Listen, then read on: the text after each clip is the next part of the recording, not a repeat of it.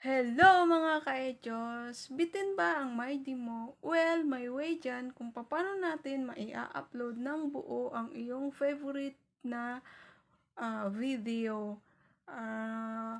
Watch muna natin itong kaka-Myday ko lang bago ang tutorial. Tara!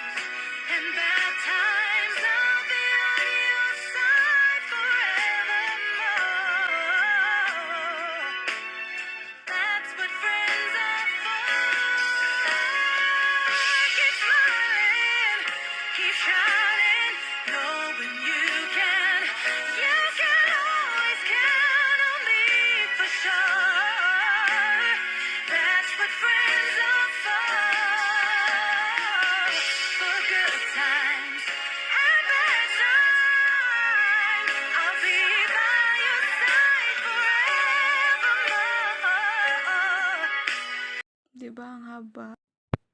Paano ko siya ginawa? Dito tayo ngayon magmamay sa ating messenger.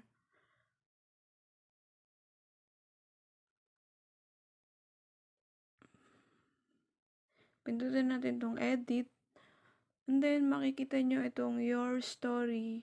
Pindutin natin yan. Tapos, add. Tapos, ayan, added to your story. And then, antayin lang natin ng mga ilang